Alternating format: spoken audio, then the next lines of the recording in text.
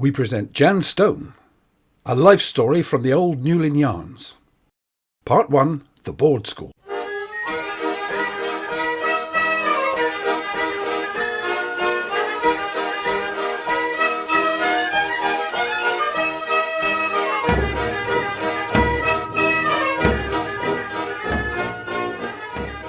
John Nelson Wellington Stone That's me. was born of labouring stock on an isolated farm some way beyond St. Buryan. That's right. Miles away he was, and we never seen nobody from one week to the next. Shush!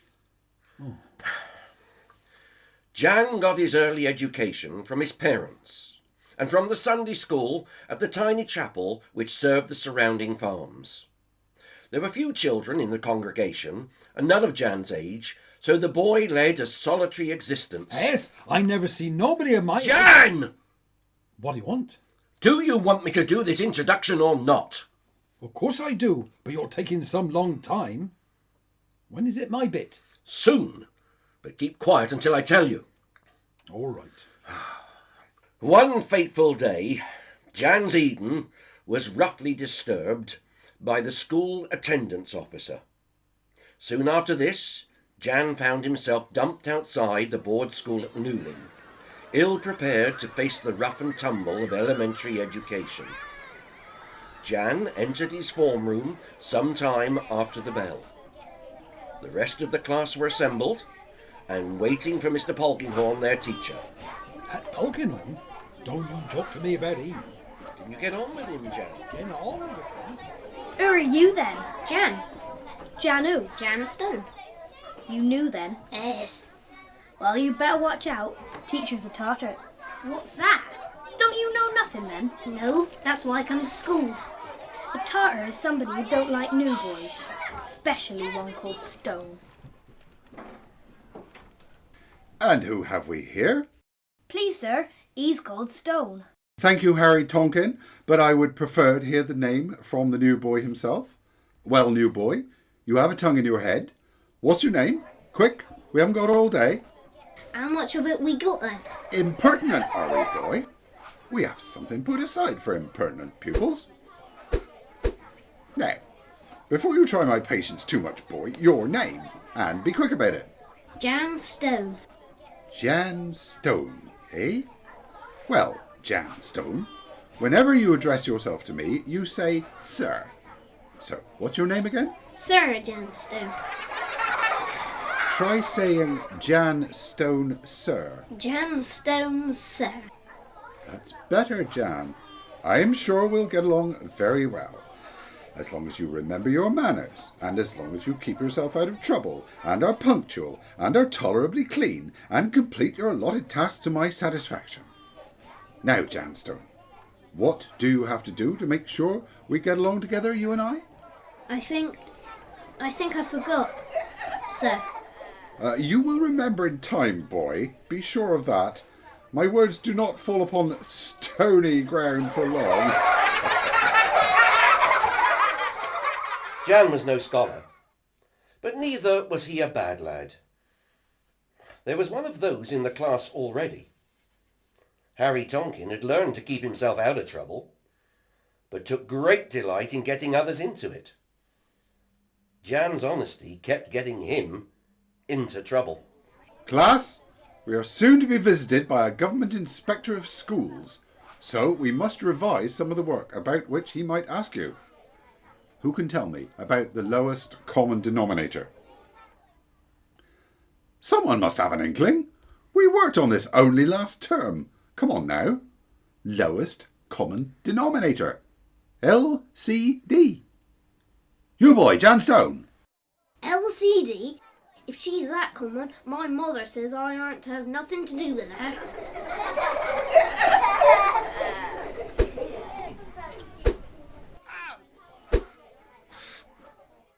And later, in the playground, while Jan was feeling sorry for himself, he's approached by one of his classmates, Elsie Hoskins. Hello, Jan. Hello. My name's Elsie. He didn't ought to have done that, hitting you, Jan. No, he didn't. I'd feel some sorry for you, Jan. Yes. I'd like you, Jan. Yes. Do he like me, Jan? Yes, suppose. But my mother told me not to have anything to do with common girls. I ain't common. Yes, you are. He said so. That Polkion. He said you were the lowest of those common demons. LCD, he said. He didn't say no such thing, Jan Stone, you git plum doodar. LCD had nothing to do with me. It's all about the numbers. Is it? Of course it is. You don't really think I'm common, do we, Jan? No, suppose. That's good, because I'd think a brown lot of you, Jan Stone. That's nice, Elsie. I'll be your best girl if you mind to, Jan. Yes. There they go. Elsie doing all the talking and making all the running, and Jan being Jan. This is the beginning of a process which is due to go on for a very long time. But, in the meanwhile, back in the schoolroom after play, Jan was showing himself to be no mathematician. Jan Stone, what is 7 plus 4? I aren't quite sure, sir. But I know +4's are trousers. Stone, you'll be the death of me. Bill Travascus, Yes, sir. what is 7 plus 4, boy? Quite a lot, sir. We will hear a lot from Bill later. Bill was even less of a scholar than Jan, and English was not a strong subject for either boy. This morning, class, we will start with our English language studies. You'll get out your slates and prepare to write. Please, sir, I haven't got no slate, sir. I haven't got no slate. Where's your grammar, boy? She is dead, sir. Grammar, boy, grammar! The correct use of our English language. If you boys and girls are ever to speak the King's English correctly, then you must practice constantly. I want you all to write on your slates a complete sentence with the word incinerate in it. Proper sentences, mind, with at least one noun and one verb, capital letter at the start and punctuation, at the very least a full stop at the end. Begin. There is much activity. All, but except Jan and Will, writing feverishly, rubbing out and rewriting. All finish with an elaborate full stop. Harry finishes first, and Jan consults with him, and writes as he does so. Harry is very amused. Alice, what have you written? I incinerate my dog. What does incinerate mean, Alice? Dunno, sir, but it does sound a lovely word. Bill Travascus, what is your sentence, boy?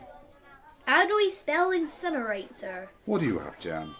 As a result of living in sin, her 842.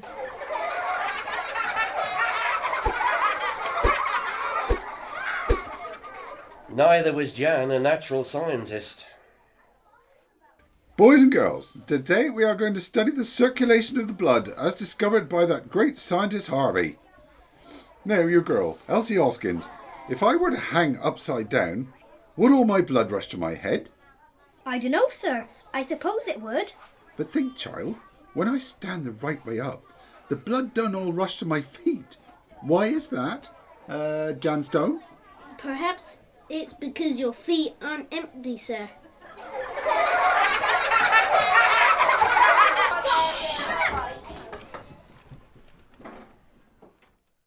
Mr. Polkinon, I presume. Shall we begin the inspection immediately? There seems to me to be no necessity for delay. This looks like a bright boy. I shall begin with him. Who are you, boy? Jan Stone, sir. Tell me then, John Stone, do you know the first 2 books of the Bible? Yes, sir. Genesis and Exeter.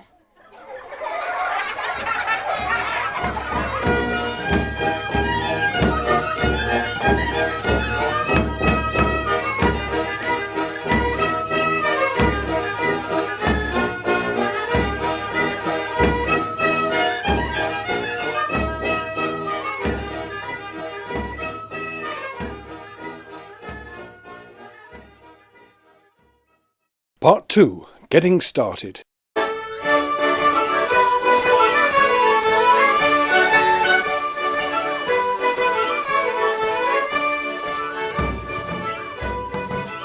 Once Jan's school days were over, he was expected to contribute to the family income. Jobs were available for bright young lads, but news of Jan's rather unorthodox approach to life had spread throughout Newlyn. Harry Tonkin, with whom Jan had clashed often in the board school playground, made matters worse by embroidering the stories wherever he had a chance. Jan's father was having a hard time finding the boy employment. He's a good boy, Mr. Tonkin. He's ever so willing and honest as the day is long. You couldn't do better than he for apprentice, not if you was to go so far as Mare Zion. I heard all about your Jan from my boy Harry. Do you know what, Ezra Stone? I wouldn't have he if his ass was dipped in diamonds. Come us on, Jan. If we aren't wanted here, then we shan't outstay our welcome. There's plenty of places where you can get a better apprenticeship than Bert Tonkin here would give you. Don't you be so sure, Ezra. There's plenty apprenticeships, but not for a git-soft dough-bakes like your boy there. You won't find many in Newlyn who haven't heard about him from my boy Harry. Now there's a boy who's going to go far. I shouldn't be surprised if he don't go a very long way before he's finished. Australia will be nice. Bert Tonkin was right. All the potential employers had been poisoned against Jan by the tale spread by Bert's son, Harry. The story was repeated wherever they went. So you want a job doing, my son? Let's see what you're made of then. You go down to the stores in the yard and bring me back a dozen straight hooks, a pint of stripe paint and a left-handed hammer. All right, Mr. Wilcox. Don't you bother me, Anson. I can tell you're as slow as all get out, and you won't be no good to me. So off they went again. Dad to his work and Jan off home for his dinner. Because it was 11:30, and he didn't want to be late, did he? Well, my son, what sort of a job did he get then? Oh, I didn't get no job, Ma. What do you mean you didn't get no job? Didn't you go to the places I sent you to? And didn't your feather take you around to the places that he don't know? Yes, Ma, but they weren't no good. Nobody wanted to give me a job. That Harry Tonkin been spreading stories about me all over Newlyn. I ain't never going to get no job. Well, what do we think you're going to do then? You aren't going to stay round here all day, getting under my feet, and you aren't going to eat your feather and me out of house and home without bringing in a penny into the house to help out. After dinner, you're going straight out and try every business and works in Newlyn and find yourself a job before the day is out. Oh, I ain't going. I'm fed up with they all laughing at me and making out I'm daft.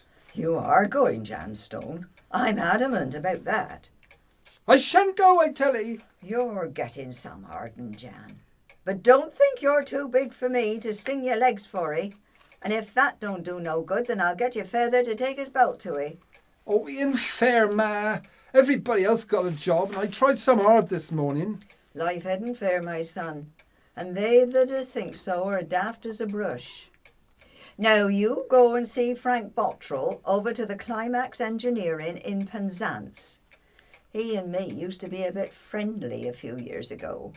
Oh, before I met your feather, of course. And he might get you a place there. I don't suppose the Harry Tonkin's poison will have spread so far as Penzance. And it hadn't. Jan was told to go first thing the next morning and see the foreman, who would tell Jan what was expected of him, where he had to go, and what he had to do. Jan was thrilled and was eager to share his news with Elsie. Jan and Elsie had been friendly ever since that first day at the board school. Elsie was no less keen on Jan now than she was then. Where are you going to be working, Jan? I got a job in the Star Tea Company in Penzance. I start Monday. I got a job in Penzance too, Elsie, in Climax Engineering. I start on Monday as well. So as we're walking out together, well, we walk in together. Jan, now that you got a job and I got a job, we can get engaged and then we can soon get married. Oh, I aren't so sure about getting married, Elsie. Jan Stone, you've been leading me on all this time. Of course we're getting married. I knew that first day I met you. Did you, Elsie? I don't think I did.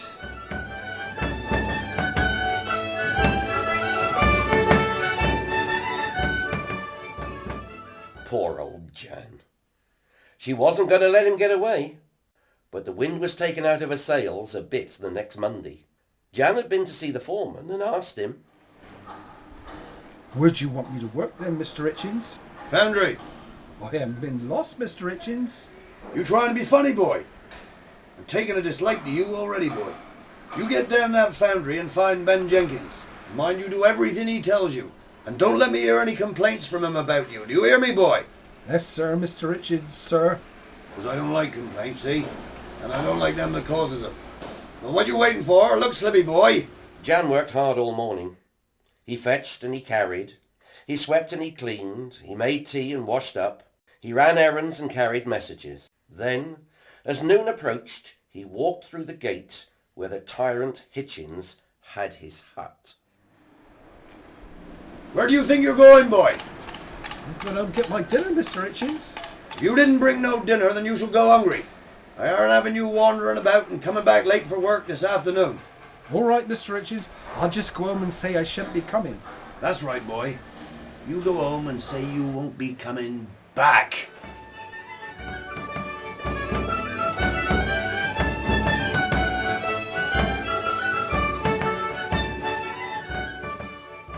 And so Jan lost his job on the very first day.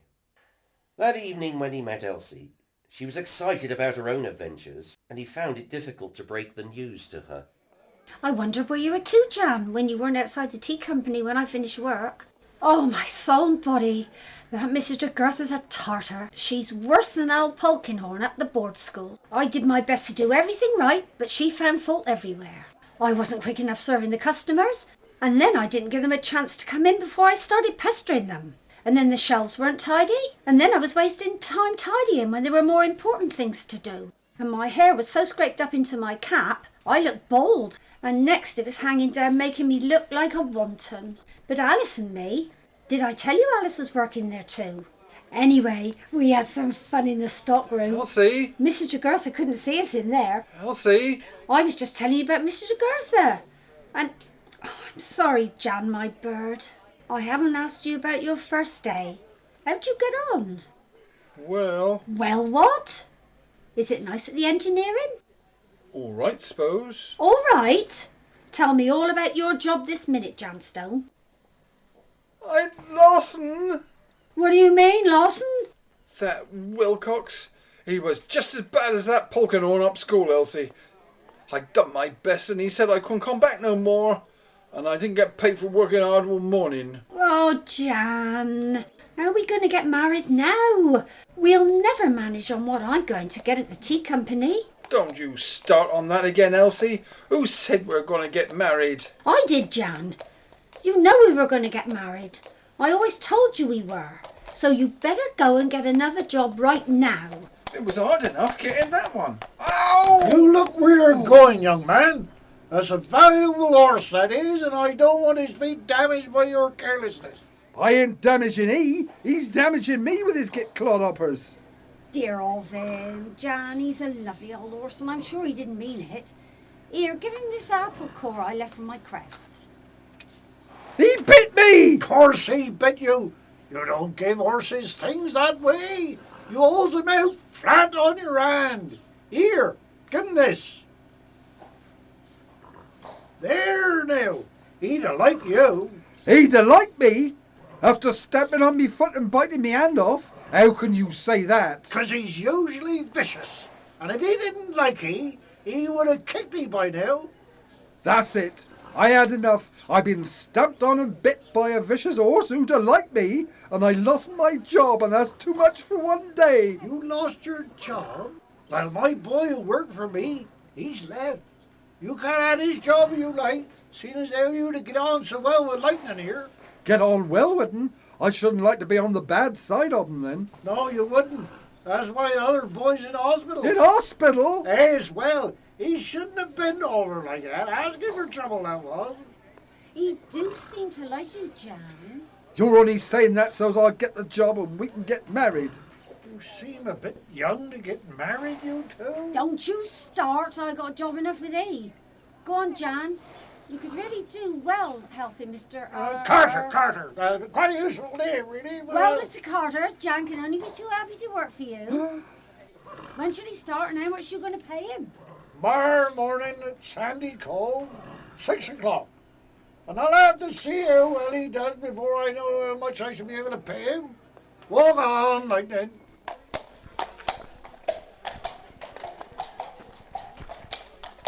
What you done?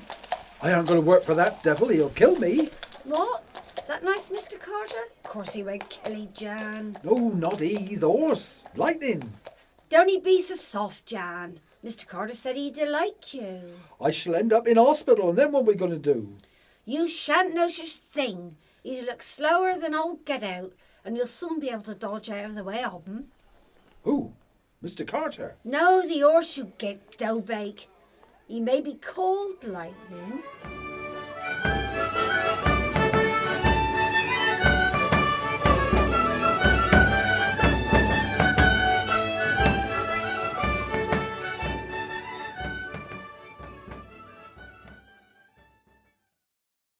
Part 3. In Business.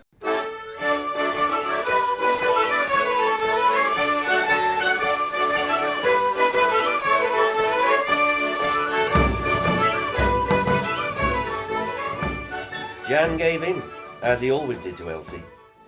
The thought of going home to have his legs stung by his mother for losing his job helped him make up his mind to brave lightning and become a carter's boy. On his first day, he was very nervous of the horse. Now, all right, Lightning. There's a good boy. You put your head in here. No, in here. What you doing? Ow, my God. Doesn't he do that? Now put this on. Oh, me foot. Oh, you hellart. As the weeks passed, Jan came to have the measure of the beast and began to develop a fondness for him. Come on, my handsome. That's right. You're some good boy. That's it. Now we're ready.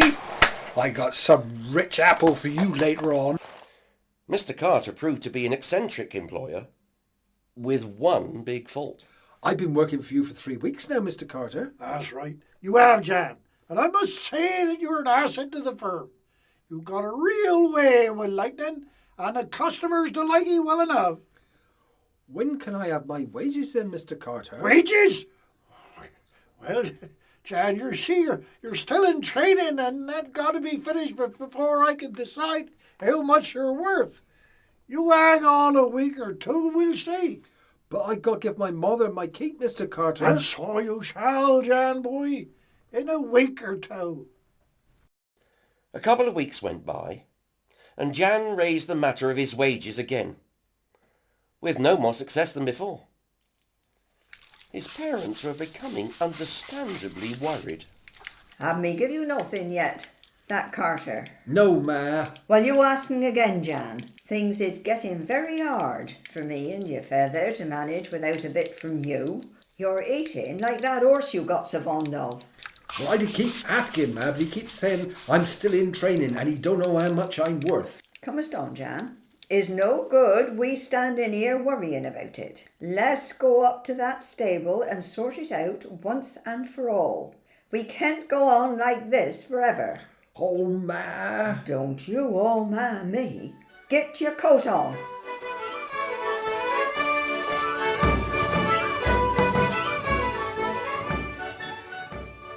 Off they marched to the stable where Carter lived with the horse. You had this boy working like a navvy for more than 2 months now, and he haven't seen a penny piece for all his trouble. Now, are you happy with his services? Yes, Mrs. Thorne. I couldn't wish for a better lad. He's some good with that horse, and he's not an easy animal to get on with. That's as may be, Mr. Carter. But why are you withholding his wages? Like I said to the boy, he's in training. I don't know yet. That's no good to us, Mr. Carter. He may be learning the job, but he's still eating. And you're getting the benefit of his services all this time. It's only fair that you should pay the boy. How much are his wages, anyway? Well, Mrs. Thorpe, I shall know that when his training... I am losing patience with this, Mr. Carter. Jan will be here tomorrow morning, as usual, but he will need 2 months' wages. And after that, he will need to be paid every Friday like anyone would expect. He will be paid the normal amount for an apprentice of his age. My neighbour's boy gets 3 shillings and 2pence a week, and I expect Jan to receive the same. If you dislike these arrangements, then you will have to discuss the matters with the boy's feather. Good evening to you. If that didn't tell him how the land lay, then nothing would. Jan had never seen his mother in such form, and his respect for her rose considerably. Bright and early the next morning, he was at the stable. Mr. Carter! Mr. Carter! You in, Mr. Carter? Oh, my God! What are you up to, Mr. Carter? Come down from there! Oh, my Lord! Come and stop, Mr. Carter! Wake up now, come on! Don't you frighten me so! Slowly it dawns on the young lad that Mr. Carter's dead. He fetches his parents, who call Sergeant Penpraise. Who was it that found the deceased? Me? I found him all hanging up like that. It is my bounden duty to question the boy. Now, where's my notebook? How come you were here so early in the morning, boy? I do work for Mr. Carter. And where's the note aforementioned? Here it is, Sergeant. It was pinned to his coat. Pinned to his coat. I leave all my worldly goods to my apprentice Jan Stone, on condition that he looks after lightening my horse. Signed, Stanley Carter. Witness, Mrs. Jenkins. That's the cross. Then there's another bit underneath. Dear Jan, I can't pay nothing, my son. I haven't been able to do much more than feed the horse on what I've been earning. I hope you make a better go of the business than I did. I can't get no more credit, so this is the only way. I hope you will understand. The will should be all right, because I got Mrs. Jenkins next door to witness it for me, even if she could only manage a cross.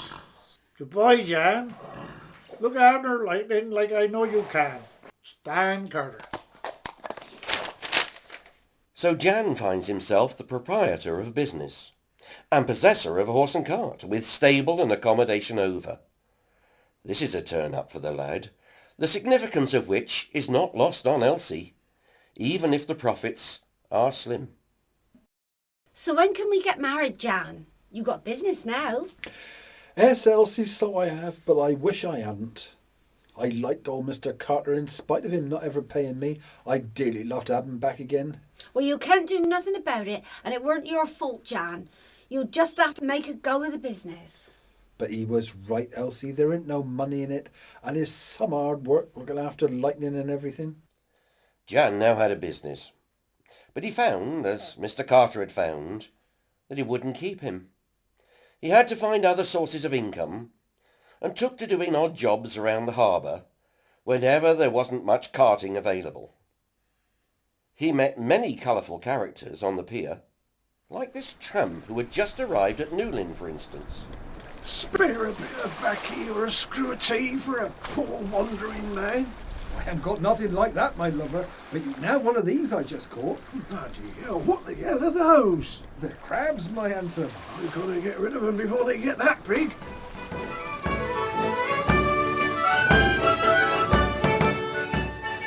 You know what they used to call a tramp in Newlyn years ago? A boutigo, because he used to go about. And often a house would have a cup near the outside tap for the tramps to use. Sometimes, if the children were in need of a threat, they were told that if they didn't stop that, then they would have to use the tramp's cup. Anyway, to get back to Jan, other characters had the misfortune to meet him. Like this one down by the pier again. Oh, me mate! Me mate! Where, man? Where? There! He fell in the water there.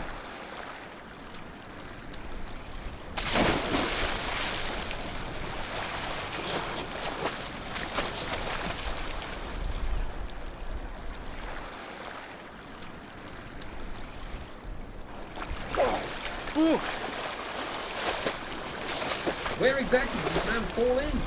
What man? Why, your friend, your mate. No, my lover. I meant the mate out me pasty.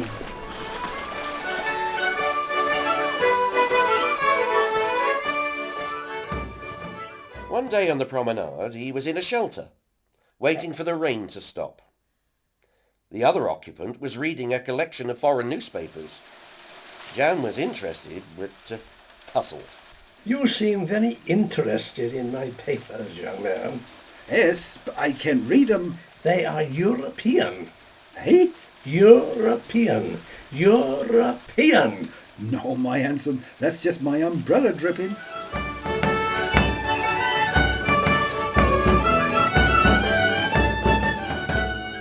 Once, on his way with Elsie to the Corpus Christi fair in Penzance, Jan was fascinated by one of the cheapjacks selling patent medicines.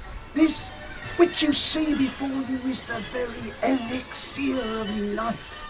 My grandfather lived to 140, and my father outlived even him by 10 years. I myself shall make 200 in a couple of years, the good Lord being willing. And all because we had the benefit of this wondrous potion, the secret of the long life of Methuselah and other characters from the Holy Bible. Is he really that old? I don't know. I only worked for him for 100 years.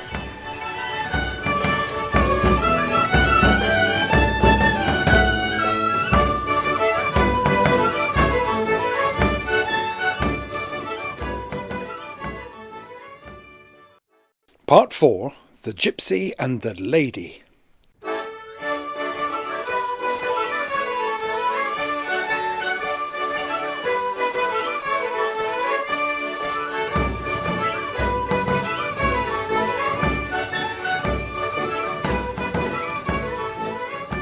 Later, when Jan and Elsie had spent almost all of their money and were on their way home, they passed a booth when... Off home, dearie. Yes, my lover. Cross my palm with silver before you go, dear. What for? To know what the fates hold in store for you, dear. Well, fates are nothing but jars of jam, bran, tubs and vicars trying to get you to spend too much money. They aren't half so much fun as the fair. Not that sort of fate, you great dough-bag Jan Stone. She's going to tell your fortune. Go on, Jan. I can see that you are a deep one, dear, and a young woman with a great future in store. Come in here, young man, and cross my palm with silver, and I will use my powers of prophecy and reveal to you what is written in the great book under the name of... What's your name, dear? Jan Stone. And reveal to you what is written in the great book under the name of Jan Stone. You'd like to know what's going to happen to you, wouldn't you, dear? Yes, I suppose. Of course you would, dear. Come in and sit down, and let's see what the crystal ball has to say about you. All right, but we got to catch the last Mousel bus or we shall have to walk home. I can tell you for free, dear, that you will catch your bus, so don't you worry yourself. Sit down and make yourself comfortable. Have a cup of tea, dear. I'd rather have coffee. It's got to be tea, dear. Oh, no, coffee'll do me, my handsome.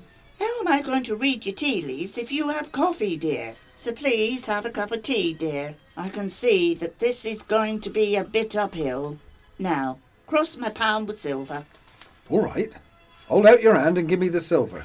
No, dear, you've got to give me the silver. I ain't got no silver. You must have a bit of silver, dear.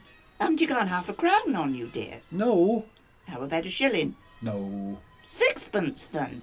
I got a threepence. But it's one of they new ones, not a silver one. Ah, well, dear.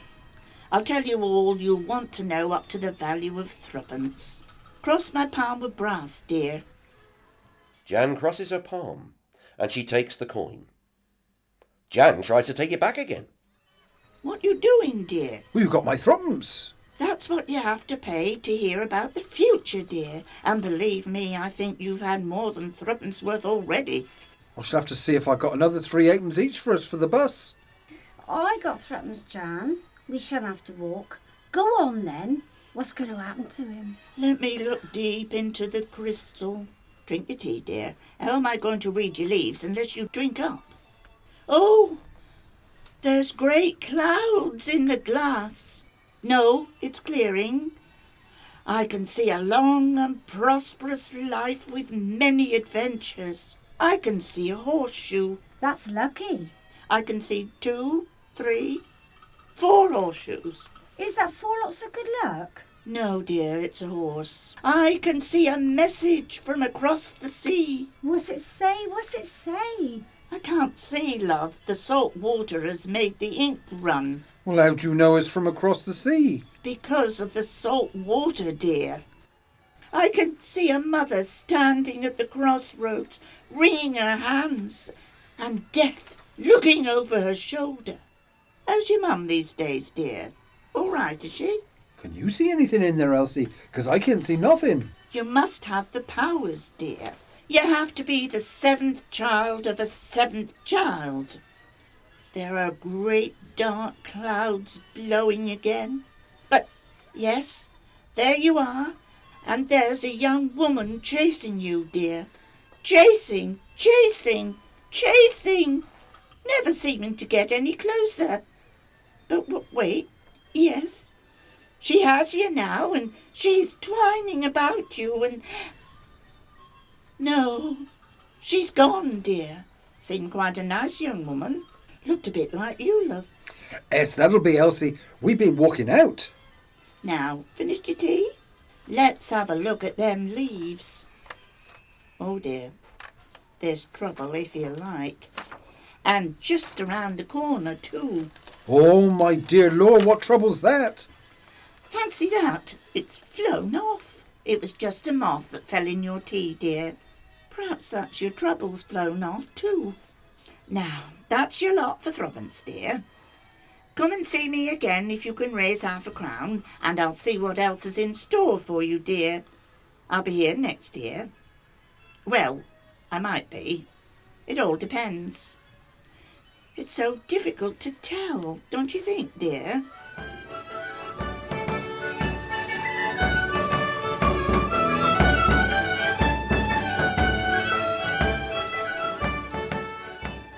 Jan wasn't warned about a tall, dark stranger, but one such person was to have a particular influence on the young, impressionable Jan Stone. Sidney Wide, the Wide boy, commonly known as Boy Wide. Soon after the fair, having spent all his money, Jan was trying his luck selling fish at the harbour. He was spotted by Boy Wide, who sees in Jan the solution to a problem and the possibility of easy profit. What are you doing, Jan Stone? Can't you see from my sign? Fish sold here? What gives a sign like that? Well, what do we mean? Well, just look at it. It doesn't say anything. Look. Here. You don't need that because you aren't anywhere else, are you? And sold. You aren't giving it away, are you? No, I aren't. And fish. You don't need that because you can smell it a mile off. That's my sign. Don't be worried, Jan. Better off without it. Who are you selling fish for, anyway? Well, me. They're my fish. How many you got left? Well, I haven't got none left. What are you doing here, then? Well, I don't leave work till 6 o'clock. Here, Jan. What are you doing tomorrow? Well, I was going fishing like I do most days. And what do you usually catch, then, Jan? A wet ass and no fish. And that's likely what you're going to get tomorrow, too, my Ansel. I got a job you can do for me, and you'll learn a lot more than you would fishing. What I got to do, then? Well, you still got your horse and cart? Yes, I still got 'em. I got a bit of carting for you, Jan, but you've got to be quiet about it. I don't want nobody to know about it. You load up the cart with coal and meet me at 5 o'clock tomorrow morning on the bridge. If I aren't there when you arrive, I might have had to go over to Warrytown. So follow me over there. How shall I know if you've been and left already, or if you haven't got there yet? I know. If I get there first, I'll put a stone on the wall. And if I get there first, I'll take 'em off again.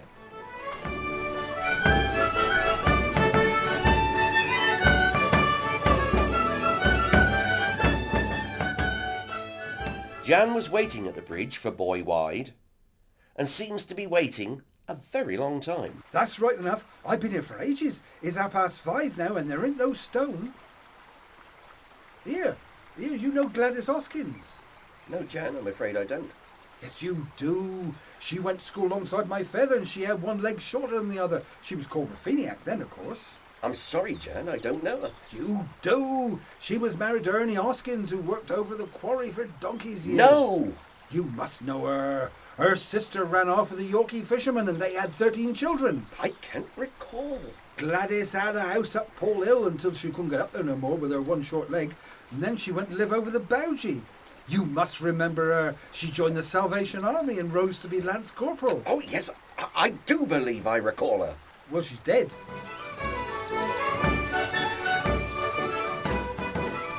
Psst. Jan, you got the horse and cart? Yes, tied up round the corner.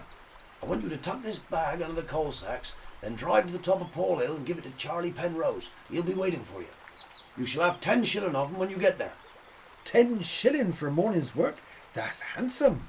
You stick to me, Jan, and you'll do all right. Mind you, don't tell a soul about this, Jan. I don't want no one to know nothing about it, especially Sergeant Penpraise, who's looking out for me in Newlyn. Sergeant Penpraise? Do we want me to say hello to him for it? No, I don't. Don't you even mention me to him. Off Jan went with a bag full of contraband off a ship that had docked in Penzance during the night, and which had to be got past the suspicious sergeant. On his way up the hill, Jan was accosted not by the police, but by someone much more formidable, Lady Mabel St. Clair. Halt! Stop that cart this minute! Whoa, lightning! Are you a heathen, young man? No, my dear, I ain't no heathen. You will address me as Lady Mabel, and you will take off your hat when you do so. All right, then. I ain't no heathen, Lady Mabel. Well, I feel that you are, for only a heathen would submit a dumb creature to such torture. What do you mean, my dear, your ladyship? I mean, young man, that your dear horse is struggling so with that load on this steep hill that I fear he will soon expire. He's strong as a horse. He'll be all right. I insist that you relieve him of part of his burden this instant. Take at least one of those sacks off. Jan gets off the cart and picks up one of the sacks and puts it on his shoulder and is about to get back on the cart when... Police! Police! Officer! Oh, where is a policeman when you need one? Right here, my lady. I feel it is my bounden duty to be on hand when you need me, ma'am. Arrest this man. He's torturing that animal. It is my bounden duty to arrest you, Jan Stone, for whatever it is that you're doing. I ain't doing nothing, Sergeant Penpraise. I'm just driving my cart up the hill. He'll kill the poor beast with that load of coals. And when I remonstrated with him, his action was most insolent. He should be taught a lesson. He should be taken in charge. I insist upon it. That ain't no coal sack, Jan Stone. What's in that one there? I dunno. If you dunno, Jan Stone, then it is my bounden duty to find out. Open her up. Jan opens the bag and, one by one, in amazement, extracts a series of interesting contraband from the sack and stacks it by the cart. A magazine is picked up by Lady St. Clair, who promptly faints. Oh. Jan seems mesmerised by the contents of the sack. And where did you get this from, Jan, my bucket? I dunno. Well, I know, Jan Stone. You got this from the black dog which docked in Penzance last night, and it is my bounden duty to tell you that you are under arrest for smuggling in broad daylight. And cruelty to dumb animals, and sins of the flesh. And cruelty to the flesh? Pack all these items in that sack, and then drive it, this cart, and myself to Penzance police station. But I ain't done nothing. I never seen no flesh like she said, and I never seen these things in that bag neither. I'm as mazed as you are about them. Who are you taking them to then? Well, to Charlie Penrose up the hill. Jan Stone, I've been waiting and waiting for you. Oh, hell. What are you waiting for, Charlie? Coal. What about all these then? I hope you got a license to sell all these, Jan, because the sergeant is going to want to see it. What's going to happen to me? I haven't done nothing. I don't want to go to no jail. What's going to happen to my horse? What indeed, Sergeant? I demand that you release this man and allow him to see to his horse. I can't do that, my lady. It is my bounden duty to detain any prisoner once he has been arrested. What am I going to do? He must go free, or the poor dumb animal will suffer. I shall have words with your superintendent. Unless you have a good explanation as to where these contraband items come to be on this cart, then it is my bounden... I can't tell you. I said I wouldn't tell who it was. Release him this minute. I daren't tell you it was Boy Wide who give me the sacks, because he'd be so mad if I do. He's my And anyway, I bounden promised him his hours I wouldn't, and I never seen the books before. All I had on the cart when I left home was coal. There's nothing wrong with coal. You leave coal yourself, Sergeant Primbrace. I didn't know, because I did deliver it to him. You don't know what I do. Sergeant, if we're ever going to get out of this scene and on with the rest of the story, then I'll have to support Mr. Stone's account, for I saw everything. Oh, you? And where did you spring from? I'm the narrator, and I just crop up from time to time. Unless you have some proof to support your support of the felon Jan Stone, then it is my bounden duty to arrest you too. But it's all written down here. Down where? In the book that we're all following. Everything is written down here. Look. Sydney Wide. I've been after him for ages. Now I got him. So you'll release Mr. Stone? I can't do that. He's my bounden... Of course you can, Sergeant. Look, if we turn back a few pages, I'll rub this out.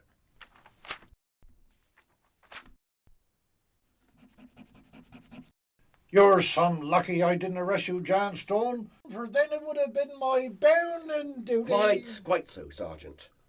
Now, Jan, look, I can't keep interfering with your story like this. You'll have to look after yourself from now on. You'll have to look out for criminals like Sydney Wide. He? Don't you talk to me about he. He ought to be hung. No, hanging's too good for he. He deserves a good smack in the mouth.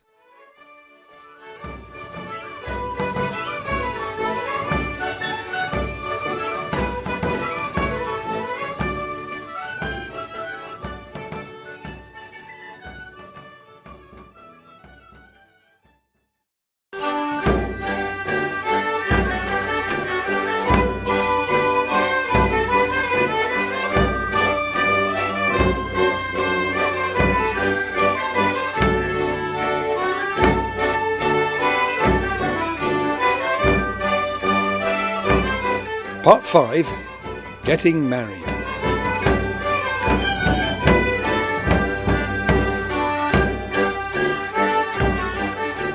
Elsie and Jan had been walking out ever since school days.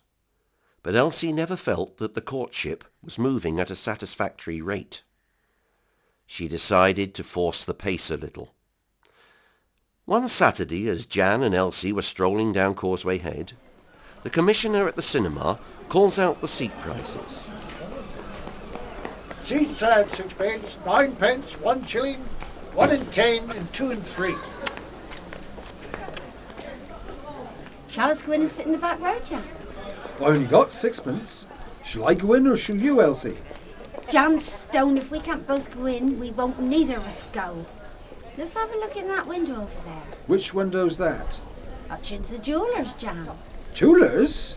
Well, what they gonna have for 6pence? I just want to have a look. They cross to the jeweller's and look in the window. Elsie takes something out of her pocket and bites part of it off and starts to chew. She tries to get Jan interested in the display. Aren't they lovely, Jan? Which one do you like best? Oh, I don't know, my bird, they all look the same to me. Don't be so plum, Jan Stone. They're all different colours for a start. Now, which one is best? How about that one on the top row there? Oh, yes. That's the best one. But that's green. One down there is nicer, don't you think, Jan? Hey? Oh, yes, Elsie. That's the best one too. You aren't taking no notice at all, Jan. Wouldn't you like me to have a nice ring, like all the other girls? We've been courting now for 5 years, and I think it's time for me to have a nice ring. Well, you get yourself a nice ring if you like, Elsie. No, you get plum apeth. You gotta buy it for me, Jan. But I told you I only got 6pence. Look, some of these cost more than 5 bob. You daft as a brush, Jan Stone. You haven't got to buy it now. You just pick one out. and then you save until you can afford it. Let's go in and see if we can choose one. Jan is bulldozed into the shop, where they are accosted by an assistant. And how can I help you, sir, madam? We've come in to see some rings. As you can see, madam, we have a good selection of rings. What did you have in mind? Eternity rings? Engagement rings? Wedding rings? An engagement ring. And what sort of engagement ring are we thinking about, sir? I don't know. I only got 6, but... Don't you go showing me up, Johnstone, and don't you go and make me feel I'm only worth 6pence to you, 'cause that's what you think. Then I'm going home right this minute, and you won't never see me again. Is that clear? Yes, Elsie. You shall have the best, and if I haven't got enough money, that I shall save up for as long as it take. And I hope you'll wait for me, Elsie, 'cause it might take some time. Of course I'll wait, Jan. I've waited for 5 years, and a few more won't make much difference. Comest on back into the shop. What did you want to know? The gentleman was going to tell me the quality of the ring he expects to present you with, madam. Sir? Oh, it's for Elsie here, so it got to be Brem Fitty. Brem Fitty? Would that be gold with a stone, or perhaps a cluster? Oh, yes, he got to be gold. There are several qualities of gold used in making rings, sir. Which would you prefer? Well, I don't know. Do you know, Elsie? Well, 18 carat, madam? No, it's a bit of turnip.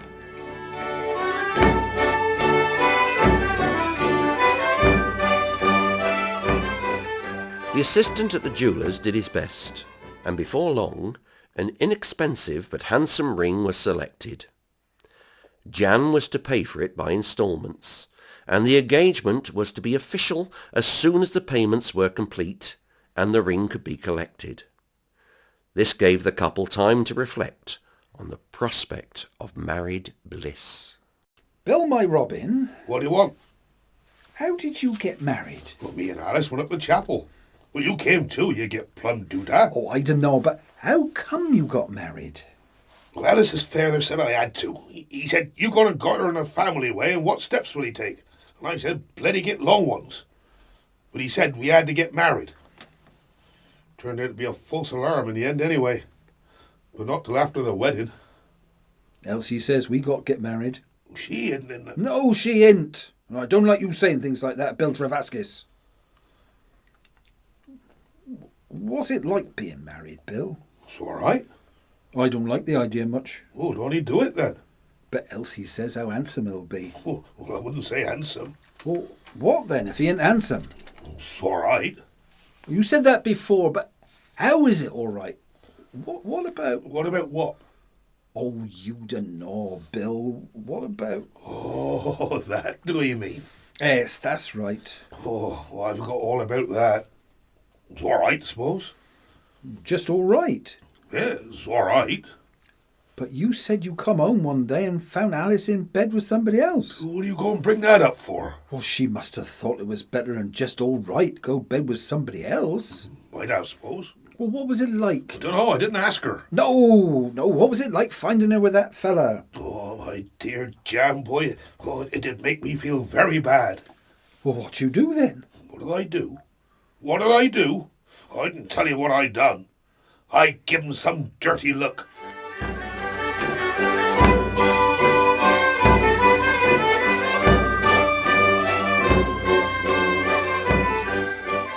And a similar conversation was going on elsewhere in Newlyn, between Elsie and Alice. What's it like being married, Alice? It's all right, I suppose. Why? Because me and Jan are getting married. Oh, he's asked you then? No. Well, how do you know if he hasn't asked you? Oh, I know. I just know. I've always wanted he and me to get married. Jan don't seem so keen. Don't you worry about Jan, he'll think it's rich. You didn't say, though. Say what? Say what it's like being married. If you don't know what it's going to be like, then why are you so keen to do it? That's why I keep asking. Anyway, how come you got married to Bill? I remember you saying you would marry the best man in the world. Well, I didn't. Was he ever so romantic? No. Alice Travascus, will you be sensible? I was being sensible.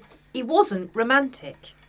Was that why you... Why I what? Why you know, with that Jimmy. Oh, that Jimmy was romantic and kind and caring and not going off down the pub all the time, and I lost my head for a while and I wish I hadn't. Oh, no, I don't. But it's all over and done with, and I wish you wouldn't go on about it.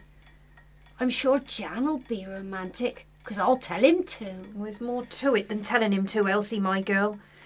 But you won't take any notice of me no more than I took any notice of anybody, so you get married to Jan and then you'll find out what it's like having a big strong man around the house all the time. I think I'd rather have a big strong man with a job.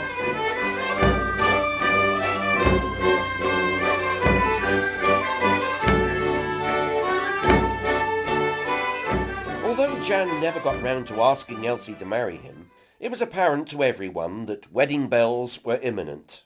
Even the minister was more sure of his facts than Jan seemed to be. Good morning to you, Jan. Isn't it another wonderful day? And I see you are making full use of it with your spade and your hoe. It's wonderful what God can do in a garden with a little help. Yes, but you should have seen it when he had it to himself. Yes, quite so. But that isn't what I come to talk to you about. What do you want then, Reverend? I wondered if you'd like to book a date at the chapel.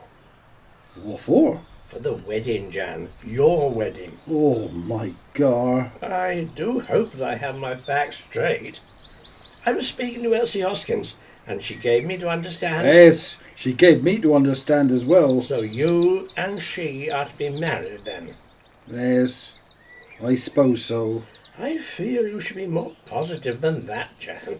After all, this is a serious step, and not one to be taken lightly. She's not in any way, I mean... No, she isn't, and I wish folks would stop asking if she were. Perhaps you should both come and see me together, and we could discuss matters and get things entirely clear.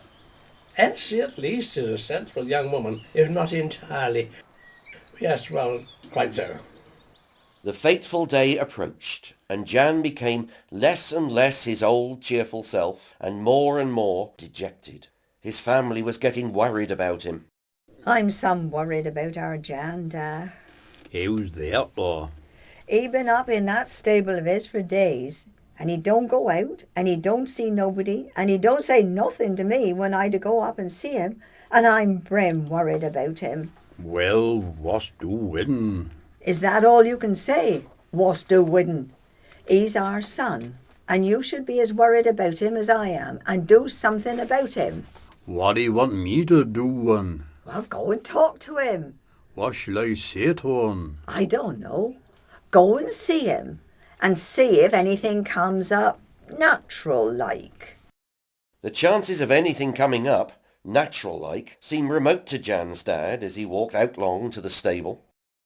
You in here, Jan? Yes. Can I come in then? Yes. Your mother's some word about you, Jan. Yes. What's mair then, Jan? Nothing. You worried about anything, Jan? Bit. What he worried about, Jan? Tell your old dad. I'm some worried about getting married. I don't think I want to. Don't want to what? Get married, Goes on, Jan is handsome getting married. Me and your mother, we've been married for years and we to manage handsome. Well, I'm worried about getting... Getting what, Jan? Well, getting... Going... Going weird, Jan? Well, going to bed. My soul and body, you don't want to worry about that. That's natural as anything. Me and your mother, we've been going to bed together for years. There isn't nothing to it. Oh, it's all right for you, Dad. You to go to bed with Mother. I gotta go to bed with a strange woman.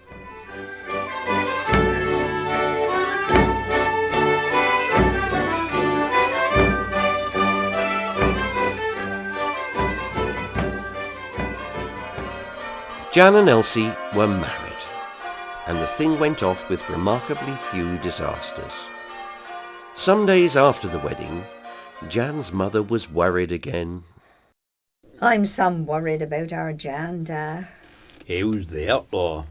He been up in that stable of his for days, and he don't go out, and he don't see nobody, and he don't say nothing to me when I to go up and see him, and I'm brim worried about him. Well, what's doing? Is that all you can say? What's doing? He's our son, and you should be as worried about him as I am, and do something about him. What do you want me to do, Well, go and talk to him. What shall I say to him? I don't know. Go and see him, and see if anything comes up natural-like. Jan's dad marches slowly round on his errand of mercy with no more confidence than he felt on the first occasion. Jan! Jan! Jan, you in there? You all right, Jan?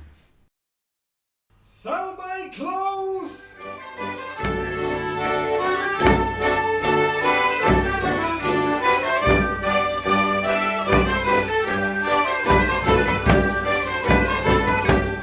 Jan's life story concludes in the second CD in this series, imaginatively entitled Jan Stone, Volume 2.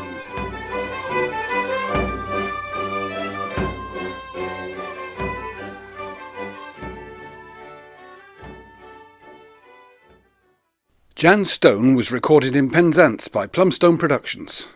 The recordings were made because the Jan Stone stories, so much part of my life when I was growing up in the 50s, are all but forgotten, killed off by that destroyer of storytelling, television. Now, if you're going to make a recording of Newlyn stories, and you go to central casting for actors, then you're going to get lynched next time you set foot in Newlyn. You have to use local players for all the parts. Here they are in alphabetical order. Most of the voices belong to experienced local actors, but for many this was their first outing. Aldrina Empson is an example. She played Elsie Hoskins, her first part since school. Charlotte Nichols played several children's parts, and she was the young Elsie, and her mum, Judith Nichols, played the young Alice Travaskis. Colin Mitchell was so impressive as Carter that I resurrected him as soon as I killed him off and turned him into Sergeant Pempraise. Colin also played the cinema commissionaire, the railway guard and Farmer Knowles. The aristocratic Cynthia Yates played the aristocratic Lady Mabel St. Clair. John Cox was the Cheap Jack's assistant at the fair, and David Tredinnick played Jan's best mate, Bill Travaskis. Gough Johns was the narrator who was dragged into the action on more than one occasion, while Betty Johns played Mrs. Dunn. Howard Witt was another of those who produced several character parts. He was Mr. Wilcox, the would-be life-saving visitor, Bill and Jan's mate Percy, and Frank Wackfer, the ticket collector. John Bryant took first prize for sheer versatility, playing the newspaper-reading stranger, two parsons, one doctor, St. Peter, Squire Borlase the magistrate, and Mr. Penglaze the solicitor. John Harry came all the way from St. Just to play Jan's da, and Liz Harmon from Newlyn played Jan's ma. We did her recordings in St. Just. The performances were great in spite of the travelling arrangements. Mandy Evans played several seductive young women, Alice Travaskis, Lizzie and Desdemona, as well as the prim representative from the Chapel Relief Committee. Mary Anderson was not only the gypsy, but also the jeweler's assistant, and had an uphill job with Jan on both occasions. Mike Cotton had the difficult task of playing Harry Tonkin the gamekeeper and Harry's dad. If that wasn't enough, he had to be the pub landlord as well. Mike Sagar Fenton was the Tartar Mr. Polkinghorne, the board school teacher. Nick Newton's only previous part was as Che Guevara when he was working in Zambia in the 60s.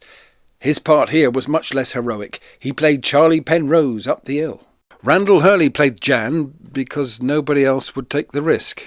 Robin Taylor was the tramp with crabs, the Cheap Jack at the Corpus Christi Fair, the Paddington lavatory occupant, and the blackmailing stranger from London. Sean Stevenson frightened Jan to death as Hitchins the tyrant, and then got him into trouble as Boy Wide. Sheila Shipley played the secretary to Solicitor Penglaze and did many of the recordings of sound effects as well. Tom Freethy played the young Jan up the board school, and it was Wilf Tinsdale who played the school inspector who saved Jan from yet another caning. The music was provided by the Galawan Band from Penzance and the Wives Group from the Trinity Chapel, Newlyn. We present the second half of Jan Stone's story from the old Newlyn Yarns. Part 1, Married Life.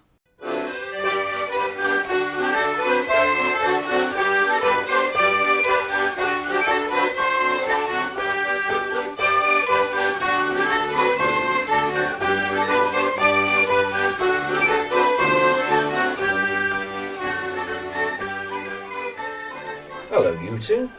What have you been doing lately? Yesterday we went to Pull Face and got soaked.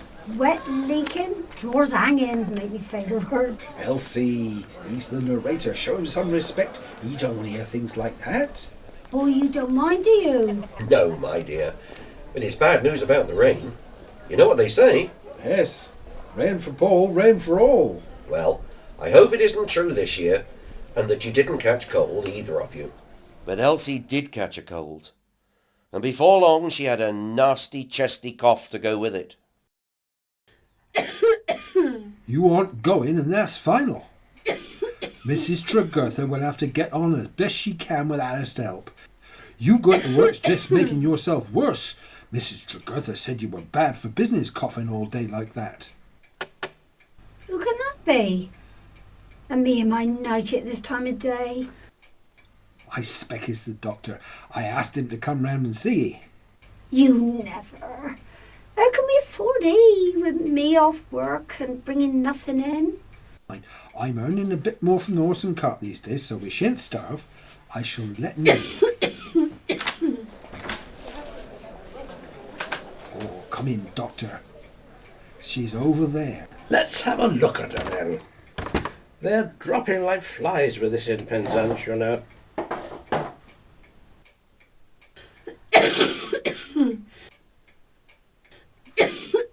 She has a very bad chest, Mr. Stone. No, she don't.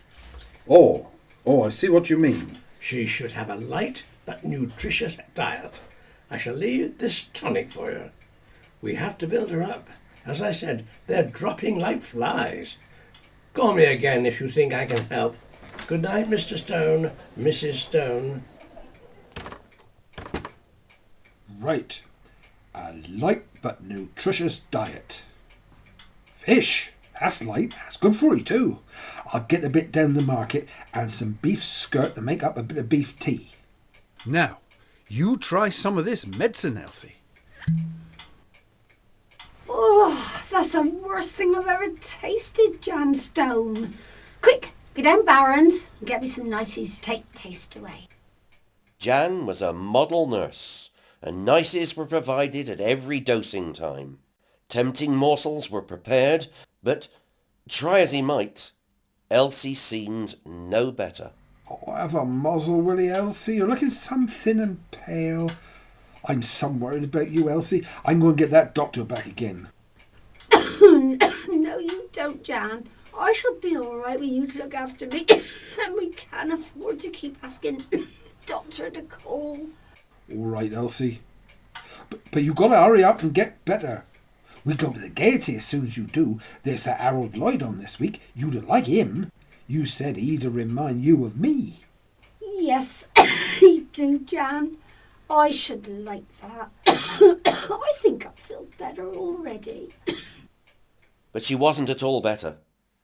And a couple of days later, when Jan came home from work... You're looking better this afternoon, Elsie. Got a bit of colour in your cheeks at last. That's right, Jan. The weather's a lot better today. Sun's cracking the edges right enough. Oh, but it's October, Elsie, and it's been raining all day. Don't he be so daft, Jan. I'm sweating, leaking. Oh, it's the hottest it's been all year, I should think. Shall we go on the beach, Jan? I'm dying to paddle in the sea a bit and cool myself off. You can't go to the beach, Elsie, my lover. It's nearly winter, and it's raining and blowing a gale out. You've just got a temperature, that's all. Have I, Jan? When is it school holidays, Jan? That Polkinghorn's been shouting at me again, and he made my head ache so. I'm going to ask my mother if I can stay home tomorrow. You can stay home if you like, my little angel. Haven't we got no blankets, Jan? I'm shivering here. I don't seem to be able to get warm. Shall I go and warm up your hot water bottle for you, Elsie? Passing out. But no sooner had Jan got back with the bottle than Elsie had another problem. Oh, I'll go down to the iceworks and get a bit of ice, Jan. I'm burning up.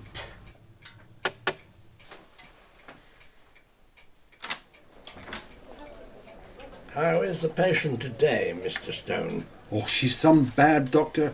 1 minute she's shivering and the next she's burning up, and she don't always know where she is. She thought she was back at school a few minutes ago. Well, as I said, they're dropping like flies from this in Penzance. Oh, don't you say that, Doctor. I can't bear it. I dare say your wife will pull through. She seems a strong young woman, but I don't like the sound of the deliriums. Let's have another listen to her chest.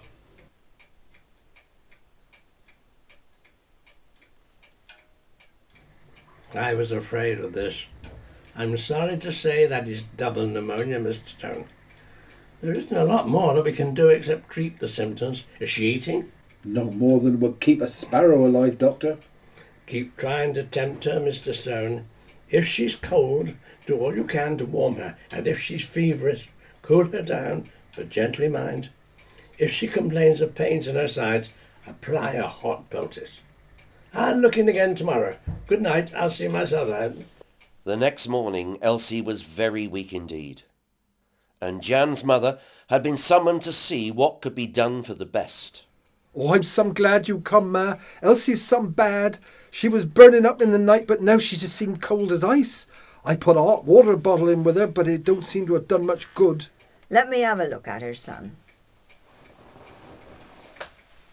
Jan, boy, hot water bottles won't do her no good. Nothing will do her no good now, Jan. She passed on, my son. Passed on? You mean? That's right, son. She's dead. Come here to your mother, Jan. But she can't be dead, Ma. I'm going to call the doctor. Won't do no good, Jan. The Lord have taken her and you'll have to accept his will. But we were going to pictures next week if she was better to see Harold Lloyd. I'm some sorry, son. Oh, Elsie, my handsome, what am I going to do now? You're going to call the minister and the doctor. Doctor? What, did you think there might be a chance? For the death certificate, Jan. Comest on, my son. Keep yourself busy. That's the best way to cope with this. Don't forget, the horse have got to be fed and mucked out. Oh, he'll have to see to himself. You know he can't do that, Jan. Elsie wouldn't want you to neglect the beast on her account, would she? Oh, but there ain't no point now, Ma. There ain't no point in nothing. It was all for her, and now she's gone. I think old Carter had the right idea. Oh, now don't you say such a wicked thing, Jan. Poor old Carter. I still blame myself for what he did. If I wasn't so hard on him that time we went to see him. But he didn't have anyone in the world except you and the horse. You got me and your feather and that Bill and his wife Alice and all sorts of people who think the world of you. Don't you dare say anything like that again. I wish my cake was daw and I never went to Paul Feast. I should never go again so long as I did live.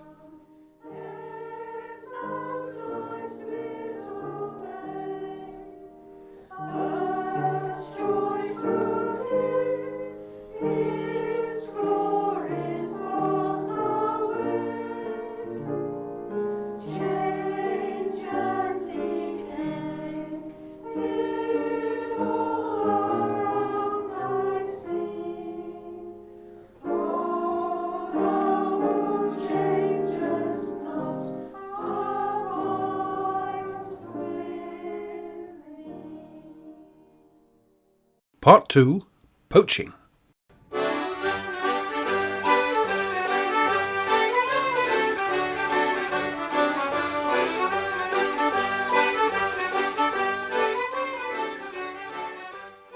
Jan was devastated after losing Elsie. The business ran down even further, and he saw little point in touting for work. His friends were worried about him and tried many ways to restore Jan's normal good spirits. Most failed, but after 6 months or so, one idea did interest him. Perhaps it was the element of danger and sin associated with Bill's suggestion that attracted Jan. Whatever the reason, he agreed to go out at the dead of night, poaching.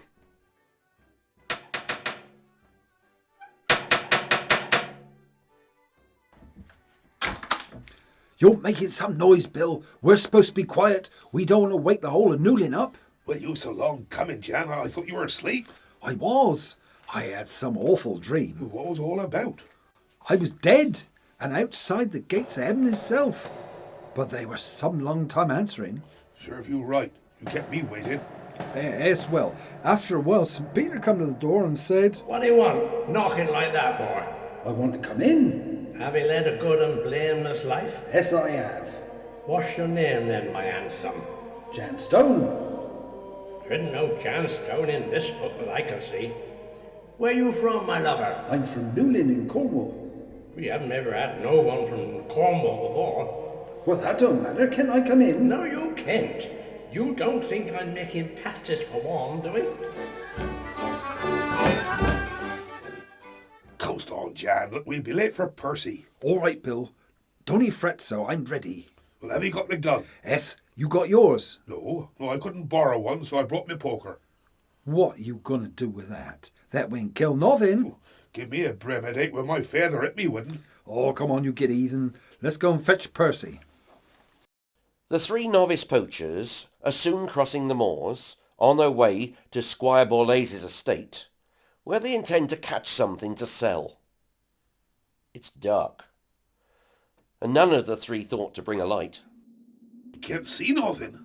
Nor can I. I didn't know it was going to be as dark as this. How are we going to catch something if we can't see nothing? Perhaps the moon will come out. That'll make a difference, won't it, Jan? That'll make a difference, won't it, Jan? Where are you to? He gone. He was here a minute ago. Where are you to, Jan? Comest on, Jan. Don't you be so daft. Stop being so plumb, Jan. You're frightening me to death here. Is that you, Jan? Where are you to?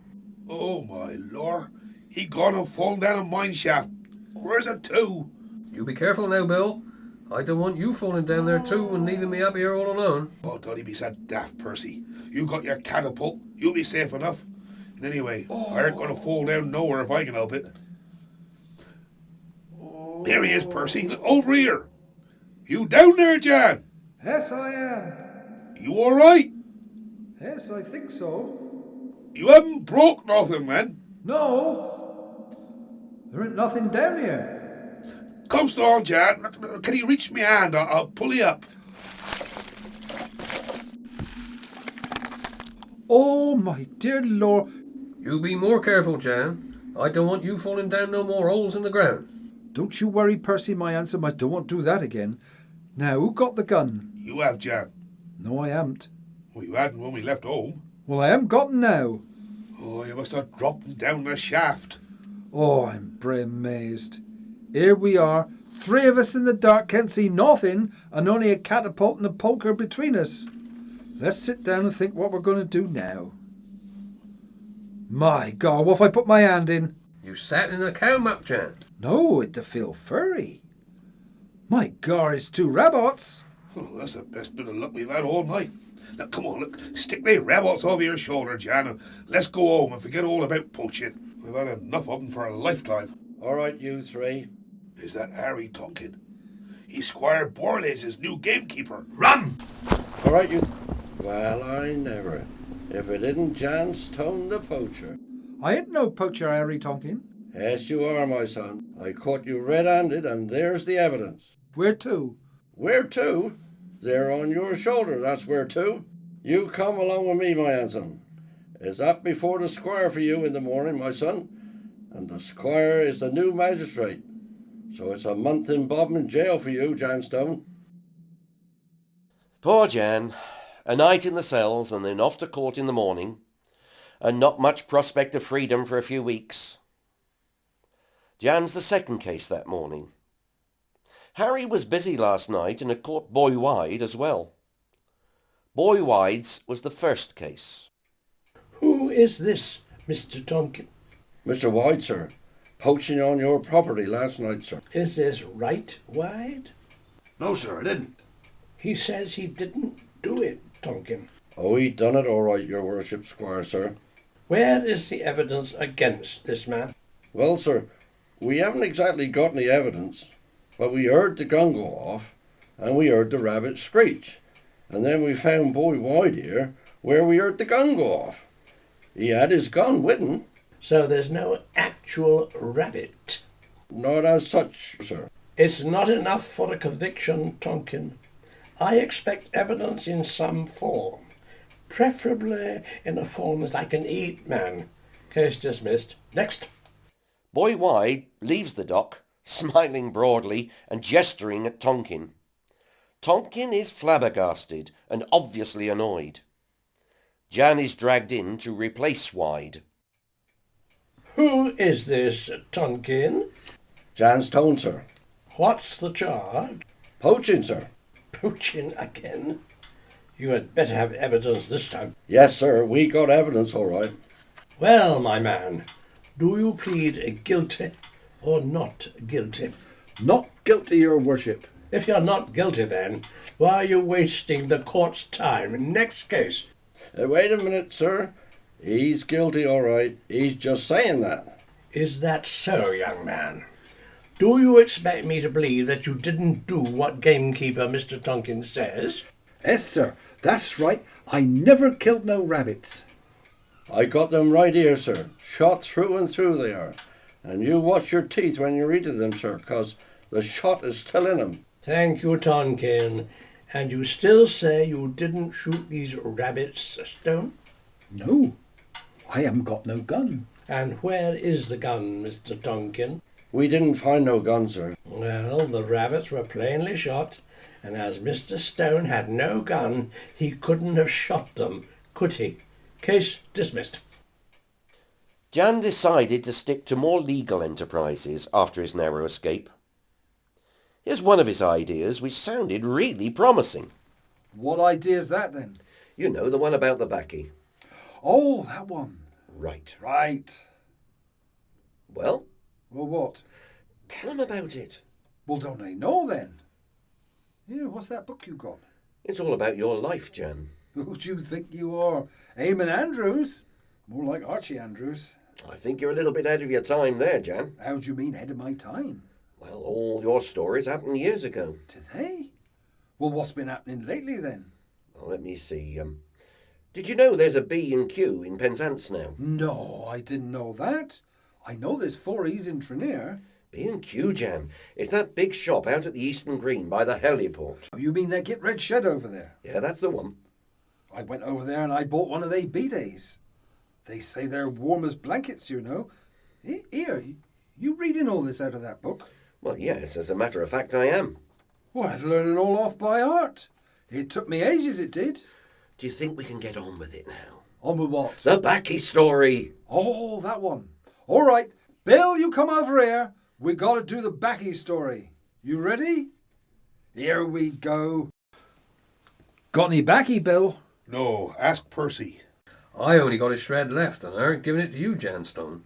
You go buy your own. He's some expensive.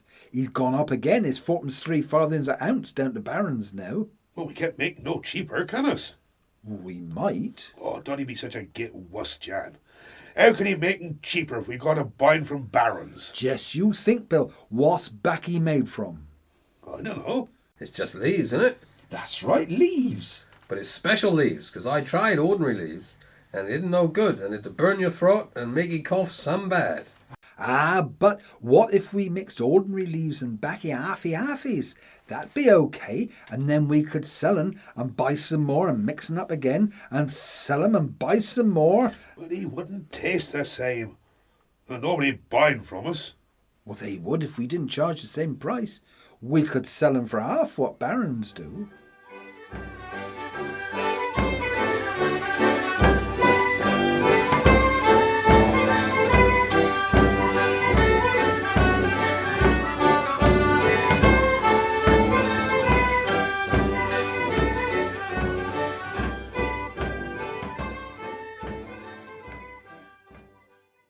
Part 3. Trip to Hale.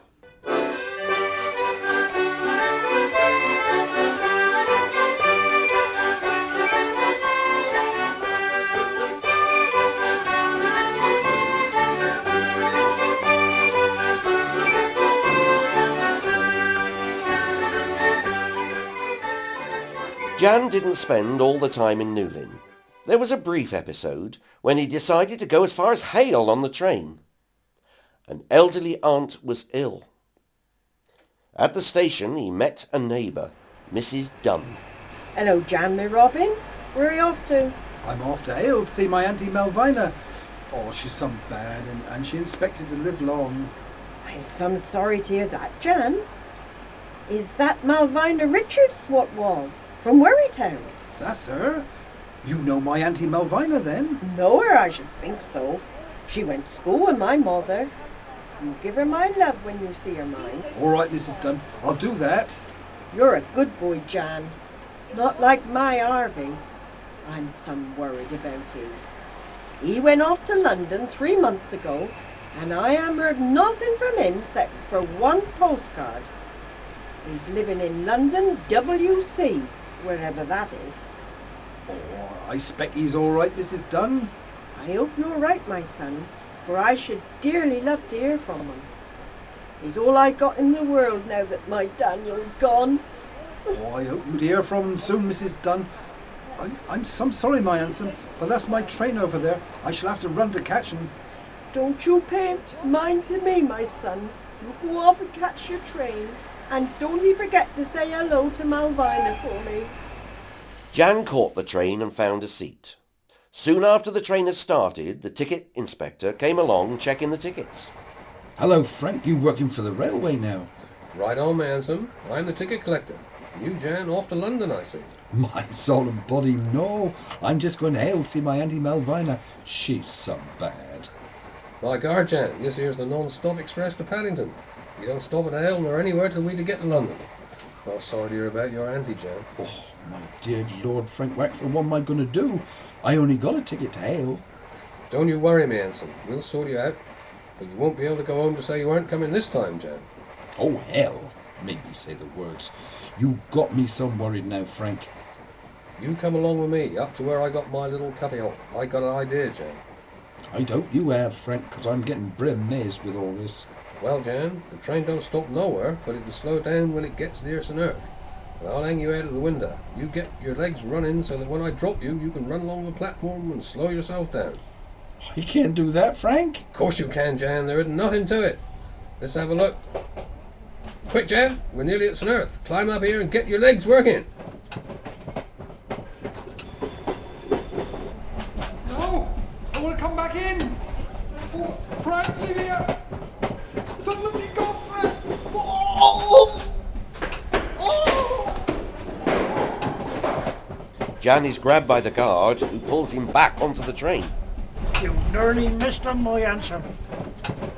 Jan eventually found Frank again, and Frank hatches another plan. There ain't no more running this time, Frank. No, Jan. I'll get you off the train at Paddington and you wait in the waiting room till 7 o'clock in the morning. I'll make sure you back to that railway station on the first train. That's some long time I gotta wait. What am I gonna do about my tea? You can have some of my sandwiches, Jan. How much money you got? About 3 shillings. That'll get you a few cups of tea and a bun in the tea room. Don't you worry, Jan. You'll be all right. And Jan would have been all right, but he left the path that Frank laid out so carefully for him, and things didn't go exactly to plan. Jan got bored sitting at the station buffet and decided to have a look around Paddington. Well, it couldn't do no harm, could it? Hello, big boy. You looking for a good time? No, I'm looking to get home to Penzance. Next train to Penzance is tomorrow morning, 7 o'clock, love. There's a lot you could do between now and then. What's that then? You buy me a drink and I might tell you. I could just do with a cup of tea. I was thinking more of a drop of gin or milk stout, but tea'll do for a start. Here, how much money you got, love? 3 shilling. 3 shilling? Well, I suppose that's better than nothing. There don't seem to be nobody else round tonight. You better come back to my place. We haven't got to go on that underground, have we? 'Cause it's night time and it'll be dark down there. Lord love you, no. It's just round the corner. That does sound better than sitting in the tea room all night. Oh, you don't want to be doing that, love. You come with Lizzie and see what a nice time you'll have. It's not long before they arrive at Lizzie's small room, very convenient for the station, and Jan is made welcome. Perhaps a little more welcome than he could cope with. Let's get those old clothes off you, love. What you want me to do that for? You want to be nice and comfy, don't you, love? Perhaps you're shy, love. Shall I turn the light off? Get off. Get off! Come on then, put your arms up. What for? Oh, I can't get it off unless you put your arms up. That's brim private, that is. See what a big, strong boy you are. Why are you fiddling with my buttons? I was right. You are a big, strong boy. No, I aren't. Oh, come on, dearie. You give me them back. You're making me work very hard for my money, love. Oh, my soul and body. Oh, hell. What was that? Don't worry, dearie. It's only a bit of thunder. My God! Oh, I don't know where to look. Oh, you leave them alone. Here, I've had enough of this for 3 shilling. Let's turn the light on, shall we, dear, and we'll have a nice cup of tea then. All right, but you leave my clothes alone. Poor old Jan. He spent the night on a chair, and as soon as it was light, he was out of the door and back to the station, looking for Frank Wackfer. There you are, Jan. I was wondering where you was, my bird. The train's off in a few minutes. My God, Frank, I had some time of it last night. I met this woman called Lizzie, and I spent last night fighting her off. She was a demon, she was, and I had to spend the night on a hard chair, and I'm dying for a cup of tea. You met Lizzie, did you, Jan? Well, I expect you lost your 3 shilling, but it don't sound like you lost anything else. Come on, Jan, onto the train. Jan spies the sign on a lavatory door, and he hears the ghostly echo of Mrs. Dunn. And I haven't heard nothing from him except for one postcard. He's living in London, WC, wherever that is. Hang on a minute, Frank. Is that Harvey Dunn in there? What's that? Harvey Dunn! Nearly. You come out here this minute. What you want? What do I want? I'll tell you what I want. I want you to write to your mother. And that was that, the end of Jan's London adventure. Jan got back home, not much worse for his adventures, but he never did get to see his Aunt Malvina in Hale. Now that was almost that, but not quite. A week or so later, a stranger with a London accent arrived in Newlyn.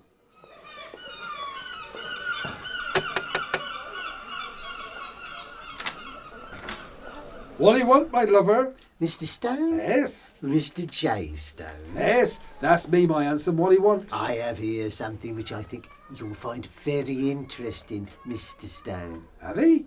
Where's it to, then? I think we'd be more comfortable if we could discuss matters in private, Mr. Stone. Could I come in? Come on in and have a dish of tea, my Robin. I have here some photographs which you might find interesting, Mr. Stone. Kiss 'em here, my lover. I dearly love looking at snaps. It might have occurred to you that there was no thunder to accompany the lightning during Jan's stay in London. It wasn't lightning at all that Jan saw, but flashes from a photographic flash gun. It's obvious that the shots are back from the chemist. And what do you think about the photos, Mr. Stone? Interesting, don't you think? Mr. Stone? I'm sure all your friends would find them very interesting, especially in a small community like this. The point is, Mr. Stone, what are you going to do about them? Well, my handsome, since you come all this way, I'll have 3 end prints of each one.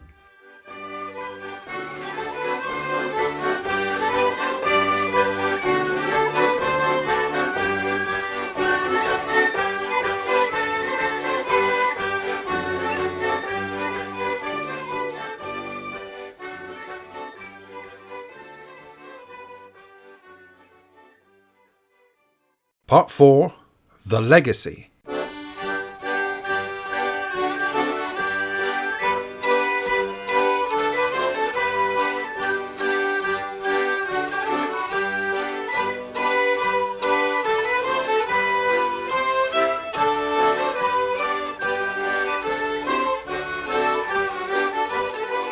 One day, Jan's spirits were a lot higher than usual. Bill Travascus was sought out and dragged off to the pub, a task which didn't usually present many difficulties. Come on, Bill. We're going straight to the Swordfish to celebrate. Celebrate what, Jan? I got a letter today from solicitor.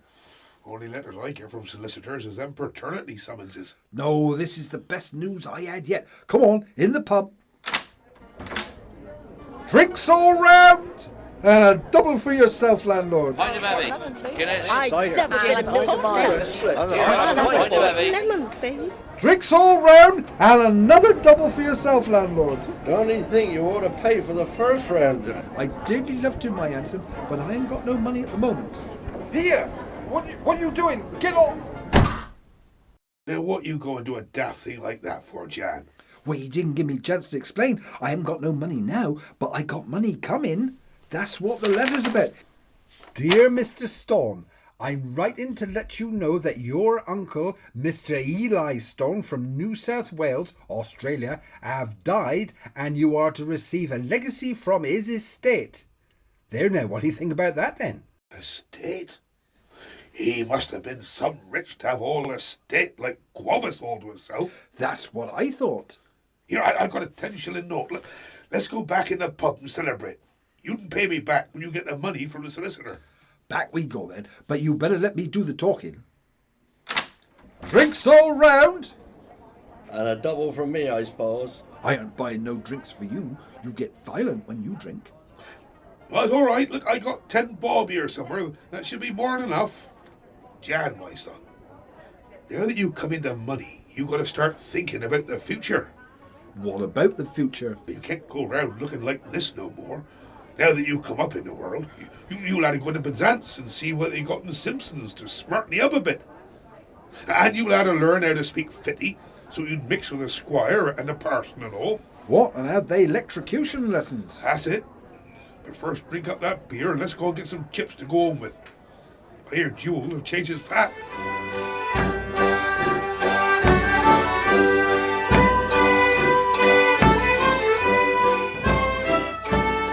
Some weeks later, Jan and Bill meet up in North Parade in Penzance. Jan has a black eye. Right, Jan? Here. You got a black eye. Yes, I got in the Swordfish last night. You wasn't fighting with that Friggins again, were you? No. It was a woman who was the cause of this. Woman, eh? How come? It's 'cause I'm a gentleman, that's how come. How did being a gentleman get you a black eye, Jan? Well, this woman come back from the ladies, and I see she had her skirt stuck in her drawers, so I pulled 'em out for her. Oh, that was very thoughtful, Jan. Well, it wasn't very thoughtful of her to give me get smack in the eye like that. Never mind now, Jan. What you want us to come to Penzance for, then? Well, you see that house over there with a brass plate on the door? That's the solicitors. What solicitors? The one who's going to give me the money from my uncle who died in Australia. You mean I'd have my 10 bob back? Bill, my lover, you can have 'em back and another 10 bob for yourself. Oh, what we waiting for? Let's get going. You better wait out here for me. You not being family and all, Bill. All right, but don't be too long.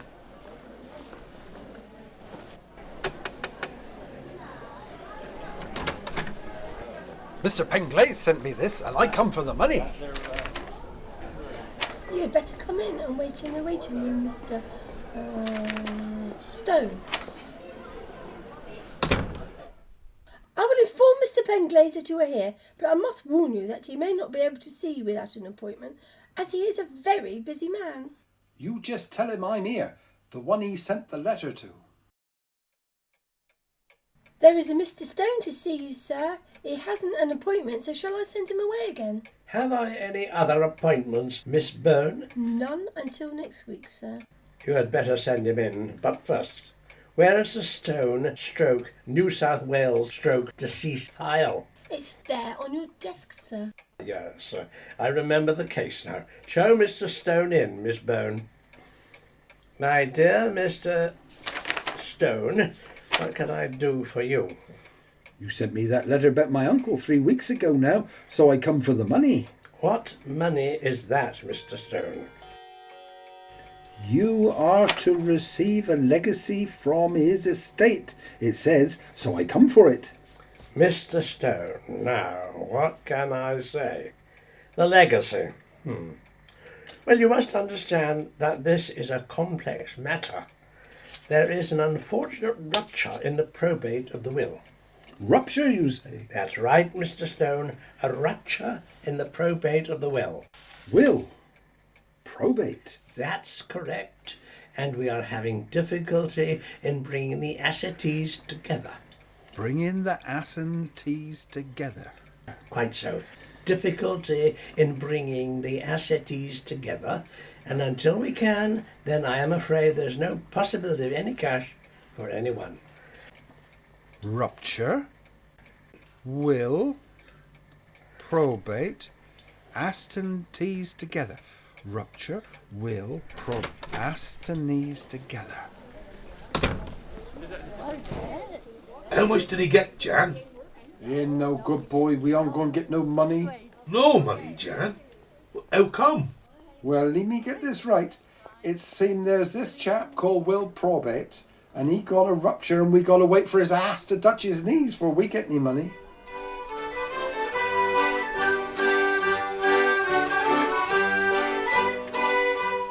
The next time we see Jan, he has 2 black eyes, and is standing on a corner with a sign saying, "Odd jobs done." Bill Travaskis appears. You, boy, Janner. You, Bill. You got another black eye. Where'd you get that one? Up the pub again. Not that woman again. Yes. You didn't pull her dress out of her drawers again, Jan. No, she come out the ladies in the same state. But another chap pulled her out this time, and I thought she went like that, so I tucked him back in again for her.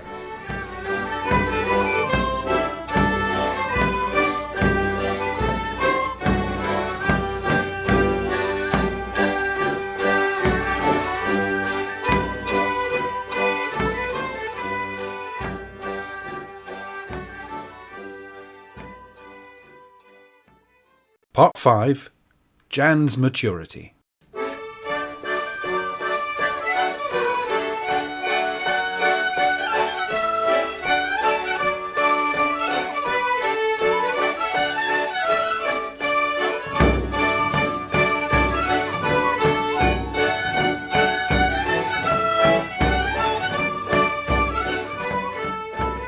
The death of Elsie so early in their marriage had a profound effect on Jan. He gradually lost all his enthusiasm and became rather cynical. There seemed little point in maintaining an interest in anything, for, as he would point out, it was all for her, and now. Gradually he turned into an eccentric, with a wicked sense of humour. Let me in, Jan. There's anything there out here, and I'm getting wet leaking. Come on in, Marie Bill. I don't want you catching your death of cold. It ain't much drier here than it is outside. Well, you know what you can do, Bill Travaskis, if you don't like it in here. Your roof is leaking like a sieve, Jan. Why don't he mend? I wouldn't take you long. You think I'm foolish, Bill Travaskis? I'd catch my death going up on that roof in this weather. Oh, doesn't he be so plumb, Jan? I don't mean mending when it's wet. I mean fixing when it's dry weather. Ah, but he don't leak when he ain't raining, Bill.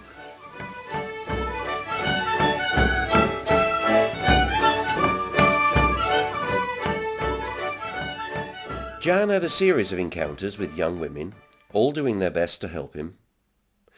Here's an earnest young soul who doesn't deserve what she's about to receive. Are you in, Mr. Stone? No, my lover, I'm up to St. Just for the Fog Festival. You are not, Mr. Stone. You're in that kitchen, so let me in this minute. You've been eating fish, my handsome. It's doing your brains some good. Oh, you better come in. Mr. Stone, you're improperly dressed. Am I? Well, it's a good job you come to give me a hand, then. That's a job you'll have to do for yourself, Mr. Stone. I have been sent by the Chapel Relief Committee to make sure that you're looking after yourself properly. You see, we really try to make life just a little easier for the elderly gentlemen of the district, especially widowers. It's some good job you come then, my lover, 'cause I do really need a hand looking after myself these days. I don't seem to be able to do nothing for myself since Elsie passed away. How long is it now, Mr. Stone? How long's what? Since Mrs. Stone passed on. 37 years. And you haven't been able to do anything for yourself in all that time, Mr. Stone? Not a stroke. Well, who looks after you? I'm hoping it might be you, 'cause the Salvation Army won't come no more. Neither will the WRVS, nor the district nurse, nor the young wives neither. And why not? They should have a more charitable outlook on their work. There were always misunderstandings. How do you mean, misunderstandings? Well, it's usually all right to start with. We'd get on handsome. And then they start that low dusting. That always get me going. And it'll lead to misunderstandings. What Mr. Stone, you don't mean... Oh, that's the trouble, my handsome. I'd never mean nothing, but that low dusting's too much for me. Well, I'll certainly be doing no dusting myself, low or any other kind. My task is to see what needs to be done. Others do. How about a bit of shopping? Well, that could be arranged. I hear there's trouble down at Walter's shop. Well, I've heard nothing, Mr. Stone. We've had a notice in his window for weeks. Saying what? Saying boy wanted. Well, I failed to see the problem, Mr. Stone. Well, his wife had just had a girl. Really? Mr. Stone, I don't have all day. How much of it you got then, my lover? You won't have to do no dusting. Well, I've never been so...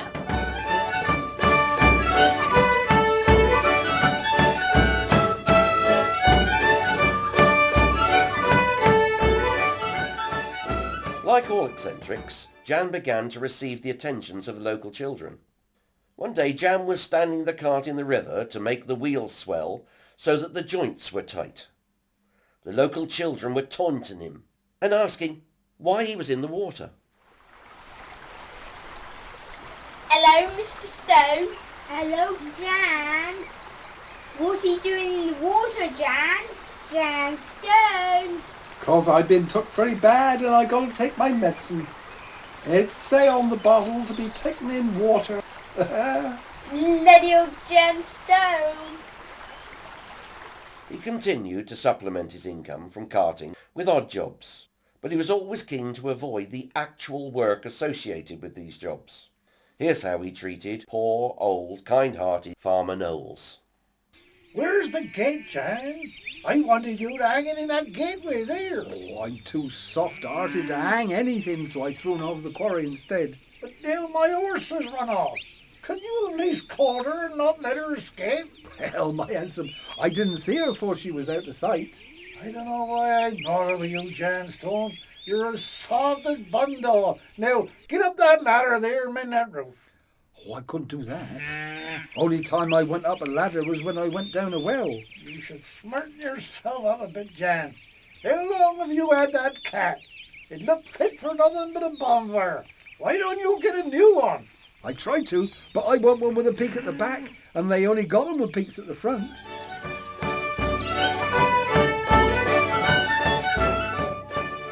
Jan was working with Bill, putting up fence posts for Farmer Knowles. This time he was told that sloppy work would not be tolerated. How's that? Near enough. Near enough ain't good enough. He gotta be zacked. Is zacked. Well, that's near enough. When Jan was getting very old and his birthday was coming round, his friends began thinking what they could get him. He could get a new hat. He wouldn't wear nothing but that old one he got from the jumble sale. Well, how about a nice bottle or something? I wouldn't like to be responsible for anything like what happened after he got hold of that bottle of sherry last year. That's true enough. But how about some sweeties? He's 80! It's got to be something better than sweeties. What about a trip to St.Ives? He went 5 years ago and said it wasn't so good as Newlyn. If you don't like my ideas, you think of something. Well now, it's got to be something special. Yes? Nothing he's had before. No? And not too dear. You all skinflint Percy. Look, how about something exotic? Like a pineapple, you mean? Oh, yeah, get wuss. You been in Plymouth recently? Not for years. I have. And I heard tell of special services available to men of a singular disposition. You don't mean we should get Jem one of they destitute? Well, I don't see why not. He have had one before. and I bet it's better than that pineapple you wanted to give him. How are you going to arrange that? Look, I gotta go to Plymouth next week. You leave it to me. Bill was as good as his word, and arrangements were made for the great day.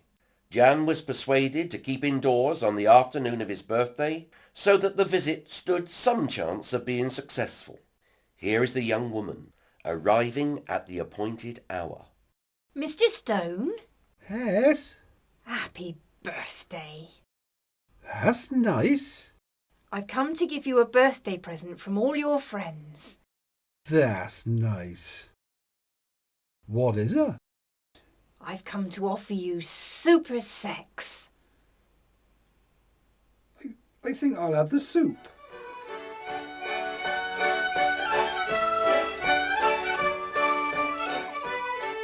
And Jan decided to go to bed early on his birthday. And not for the reason which Bill had in mind, but just because he was tired. Very tired.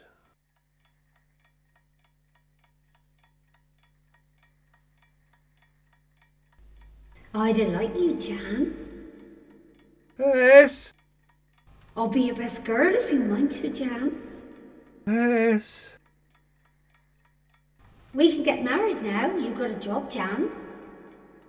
I lost'n. Lost your job? You could work for me, seeing as how you to get on so well with us. When am I going to get paid, Mr. Carter? When you're asked to touch your knees, my son.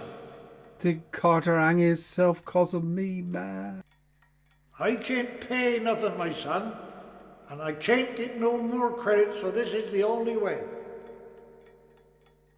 Cross my palm with silver.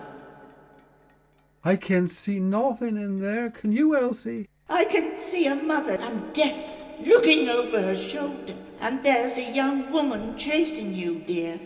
Chasing, chasing, chasing. I shall have to save up, Elsie, 'cause I only got 6pence. Of course I'll wait, Jan. A few more years won't make much difference. Sell my clothes. Hello, you two. What have you been doing lately? Rained all day. Oh, wet leaking, drawers hanging. Caught my death. They're dropping like flies. No, she shan't. But she did. Have you led a good and blameless life? Yes, I have. So why did she have to die? The Lord have taken her, and you'll have to accept his will. There ain't no point in nothing. It was all for you, Elsie, my little angel. And now you're gone.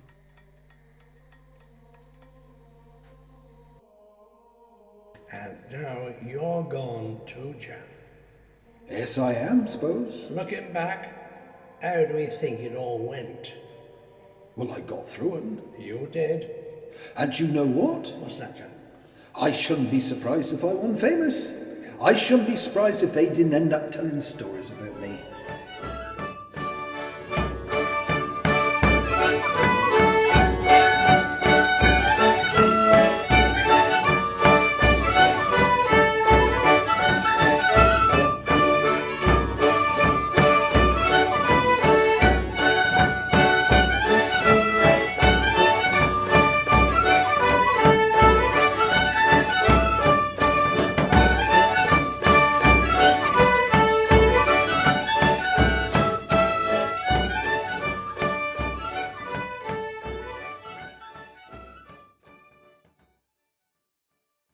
Jan Stone was recorded in Penzance by Plumstone Productions.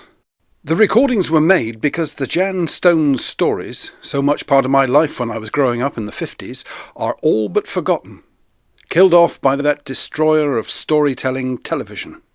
Now, if you're going to make a recording of Newlyn stories, and you go to central casting for actors, then you're going to get lynched next time you set foot in Newlyn. You have to use local players for all the parts. Here they are in alphabetical order. Most of the voices belong to experienced local actors, but for many this was their first outing. Aldrina Empson is an example. She played Elsie Hoskins, her first part since school. Charlotte Nichols played several children's parts. and she was the young Elsie, and her mum, Judith Nichols, played the young Alice Travaskis. Colin Mitchell was so impressive as Carter that I resurrected him as soon as I killed him off and turned him into Sergeant Pempraise. Colin also played the cinema commissionaire, the railway guard, and Farmer Knowles. The aristocratic Cynthia Yates played the aristocratic Lady Mabel St. Clair. John Cox was the Cheap Jack's assistant at the fair, and David Tredynick played Jan's best mate, Bill Travaskis. Gough Johns was the narrator who was dragged into the action on more than one occasion, while Betty Johns played Mrs. Dunn. Howard Witt was another of those who produced several character parts. He was Mr. Wilcox, the would-be life-saving visitor, Bill and Jan's mate Percy, and Frank Wackford, the ticket collector. John Bryant took first prize for sheer versatility, playing the newspaper-reading stranger, 2 parsons, 1 doctor, St. Peter, Squire Borlase the magistrate, and Mr. Penglaze the solicitor. John Harry came all the way from St. Just to play Jan's da, and Liz Harmon from Newlyn played Jan's ma. We did her recordings in St. Just. The performances were great in spite of the travelling arrangements. Mandy Evans played several seductive young women, Alice Travaskis, Lizzie and Desdemona, as well as the prim representative from the Chapel Relief Committee. Mary Anderson was not only the gypsy, but also the jeweller's assistant, and had an uphill job with Jan on both occasions. Mike Cotton had the difficult task of playing Harry Tonkin the gamekeeper and Harry's dad. If that wasn't enough, he had to be the pub landlord as well. Mike Sagar Fenton was the Tartar Mr. Polkinghorne, the board school teacher. Nick Newton's only previous part was as Che Guevara when he was working in Zambia in the 60s. His part here was much less heroic. He played Charlie Penrose up the hill. Randle Hurley played Jan because nobody else would take the risk. Robin Taylor was the tramp with crabs, the cheap jack at the Corpus Christi Fair, the Paddington lavatory occupant, and the blackmailing stranger from London. Sean Stevenson frightened Jan to death as Hitchins the tyrant, and then got him into trouble as Boy Wide. Sheila Shipley played the secretary to Solicitor Penglaze and did many of the recordings of sound effects as well. Tom Freethy played the young Jan up the board school, and it was Wilf Tinsdale who played the school inspector who saved Jan from yet another caning. The music was provided by the Galawan Band from Penzance and the Wives Group from the Trinity Chapel, Newlyn.